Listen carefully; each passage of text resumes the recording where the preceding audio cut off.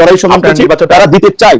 সেখানে ডক্টর ইউনূস সাহেব যেহেতু নিজেই বলেছেন যে আপনার যদি ডিসেম্বর কিংবা বেশি সংস্কার চাইলে আরো 6 মাস তার মধ্যে একটা নির্বাচন হবে। তো আমার মনে হয় যে ডক্টর ইউনূসের কোনো ক্ষমতার লোভ নাই এবং তিনি ক্ষমতায় থাকতে চাবেন না। তবে তাকে ঘিরে কিছু মানুষ একটা প্রত্যাশা কিংবা চাওয়া, সেটা আপনার যৌক্তিক কারণে কিংবা তাদের সুবিধার কারণে চাইতে পারে। তবে ডক্টর ইউনূস আমার মনে হয় সেই পথে হাঁটবেন না, এবং আমার ধারণা ডিসেম্বর কিংবা জানুয়ারি কিংবা মার্চ এপ্রিল নাগাদ নির্বাচনটা বোধহয়। আপনি কি চান? মানে আমি ডক্টর ইউনূস এবং তার উপদেষ্টা পরিষদের প্রসঙ্গে এই কথাটা বারবার বলি, ডক্টর ইউনূস আসলে যদি রাষ্ট্র পরিচালনা ক্ষমতায় যেতে চাইতেন সেটা তিনি 2007 সালেই পারতেন, সেটা তিনি চান নাই বলেই এটা হয় নাই। কারণ আমরা সে সময় রিপোর্টার তার গ্রামীণ ব্যাংকের অফিসের সামনে আমরাও দাঁড়িয়েছিলাম যে এরকম কোনো ঘোষণা আসে কিনা, সেটা হয় নাই। পরে তিনি রাজি হয়েছেন, তিনি কিন্তু এখনো আসলে থাকতেই চান। আপনি কি চান, বা তার উপদেষ্টা পরিষদের অনেকেও? রাইট, এইখানেই আমি একটা কথা বলা দরকার আপনার এই প্রোগ্রামের মাধ্যমে অডিয়েন্সদেরকেও। দেখেন, এখন ডক্টর মোহাম্মদ ইউনূস চাচ্ছেন, আমরা যতদূর ওটাও জানি স্বাভাবিকভাবে তিনি একেবারেই ইলেকশন দিয়ে এই বিতর্কের মধ্যে ঢুকবেন না, এবং একটা রাজনৈতিক উত্তরণের জন্য তিনি দ্রুত ইলেকশন দিতে চান। এখন তাহলে ধরেন আমাদের এই আন্দোলনের পরিচিত একজন ছাত্র নেতা, তিনি ছাত্র নেতা হলেও তার একটা দায়িত্বশীল জায়গা আছে, তিনি যখন এই স্ট্যাটাসটি দিলেন, কিংবা আজকে আমি পুরো নিউজ দেখি নাই, হেডলাইনটা দেখেছি যে স্বরাষ্ট্র উপদেষ্টার একটা বক্তব্য বলেছে যে বাংলাদেশের জনগণ এখন ডক্টর ইউনূসকে 5 বছরের জন্য চায়।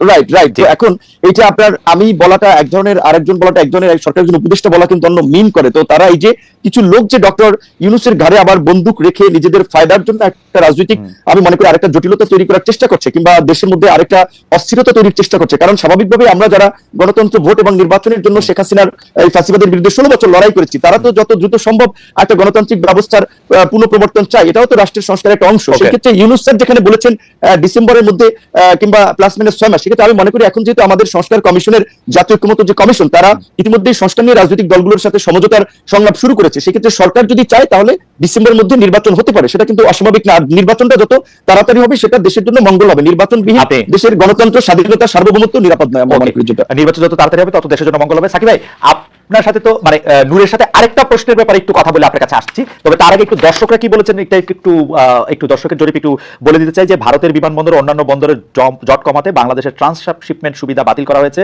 প্রিয় দর্শক, দিল্লির এই দাবি সঠিক বলে মনে করেন কিনা? শতকরা 14% দর্শক মনে করছেন এটি সঠিক দাবি, 86% মনে করছেন যে এই দাবি সঠিক নয়। আচ্ছা, আমি একটু জনাব নুরুল হক নূরের কাছে একটু ফিরি। জনাব নুরুল হক নূর কিন্তু স্পষ্ট বললেন যে তিনি যত দ্রুত নির্বাচন হবে তত মঙ্গল। কিন্তু সাকিব ভাই এত স্পষ্ট করে কিছু, মানে এত স্পষ্ট করে বলেছেন কিনা কিছুটা, নূর আপনি জানেন সাকিবের কথা কিছুটা মাথার উপর দিয়ে গিয়েছে আমাদের, যে এটা আসলে ঠিক উনি কি চেয়েছেন উনি নিশ্চয়ই পরবর্তী সময়ে বা যখন সময় আসবে তখন তিনি এটি আরো একটু পরিষ্কার করে আমাদের জন্য বলবেন। কিন্তু আপনার ব্যাপারে জনাব নূর, দর্শকরা মন্তব্য করছেন যে আপনি এখন সকালে একরকম বক্তব্য দেন তো বিকালে বিপরীত বক্তব্য দেন। এই নিয়ে কি বলবেন? গত কয়েক মাসে আপনাকে সোশ্যাল মিডিয়ায় যে এই আলোচনা আছে এটি আপনি লক্ষ্য করছেন কিনা? আমি উদাহরণ দেই কোন কোন বিষয় বলা হয়েছে। আপনি কখনো অন্তর্বর্তী সরকারের প্রশংসা করেন, কখনো সমালোচনা করেন, কখনো বিএনপিকে জোটবন্ধু বলেন, কখনো তাদের চাঁদাবাজি সমালোচনা করেন, কখনো নাহিদদের প্রশংসায় ভাষান, আবার কখনো ওদের সরাসরিভাবে সরকারি পথ ছাড়তে বলেন, বিভিন্ন অন্যায় অত্যাচারের কথা মনে করিয়ে দেন। আমি মনে করি এর সবই ঠিক আছে। আপনি কি মনে করেন যে আপনি কি আসলে সকালে এক কথা বলছেন বিকালে এক কথা বলছেন? এটার ইন্টারপ্রিটেশন কি এরকম হতে পারে যে আপনি কারো না কারোর সাথে কোনো না কোনো ভাবে কোনো না কোনো নেগোসিয়েশনের মধ্যে আছেন? জনাব নুরুল হক নূর। এখানে একটা কথা পরিষ্কার যে দেখেন, আমি কিংবা আমাদের দল গণ অধিকার পরিষদ আমরা রাজনীতিতে কিভাবে এসেছি এটা আপনি সহ ইনক্লুডিং পুরো দর্শক জানে।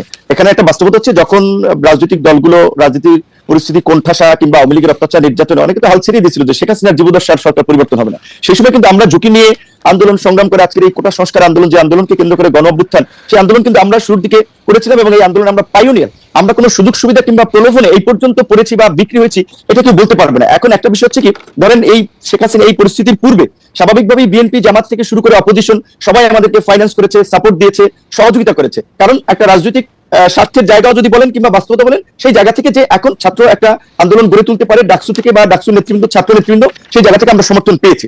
5ই অগস্টের পরে যখন আবার একটা রাজনৈতিক নতুন ছাত্রদের একটা উত্থান হয়েছে, কিংবা রাজনৈতিক দলগুলো আগে যারা কোণঠাসা ছিল, প্রকাশ্যে সভা সমাবেশ মিছিল মিটিং করতে পারতো না, এখন সবাই যেটা ওপেন ফিল পেয়েছে, কাজে রাজনৈতিক প্রতিযোগিতার জায়গা থেকে এখন সেই সময় যারা সহযোগিতা করছে তাদের অনেকেই কিন্তু এখন আবার ভিপি নূরদেরকে একটা মাথা ব্যথার কারণ মনে করে, যে কারণে অনেকে একটা ড্যামেজ করতে চায়, ক্যারেক্টার অ্যাসাসিনেশন করতে চায়। আগে যেটা আওয়ামী লীগ করেছে যে বিকাশ এইটা ওইটা নানান ভাবে, এবং আপনি দেখেছেন কি হাস্যনষ্ট করেছে গত 7টি বছর।